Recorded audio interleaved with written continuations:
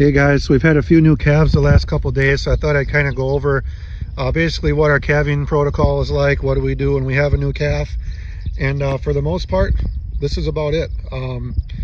We don't get involved. I stay out of the way unless there's a reason to get involved. You know, if I see an issue with the calf or with the cow, we'll get involved and do what we need to do. But you know, most of the time, if things all go well, this is about as involved as I get, is just walking by, checking them from a distance, make sure mom's doing good, make sure calf is up and nursing, and just keeping an eye on things from a distance.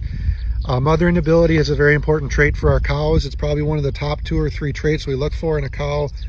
She needs to be able to get bred and have a calf on a 100% grass diet, on a 100% forage-based diet, no inputs.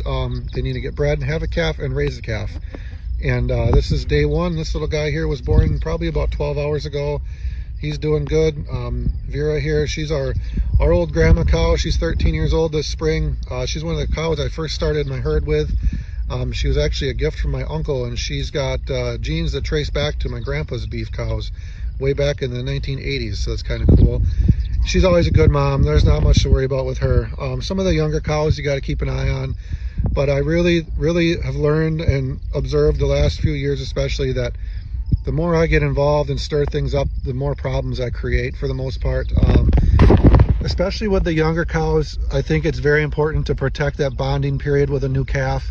So if you got a first calf heifer, maybe, you know, second or third calf, I just keep my distance. Unless I really see a reason to get involved, I don't go near them. I don't really feel a need to go in there and put an ear tag on them.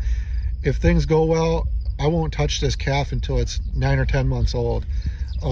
So we're not racing into ear tag them and weigh them and things like that. There's people that are doing more registered breeding, and they need to know birth weights and things like that, so they can pass that along when they sell a bull or a cow or whatever.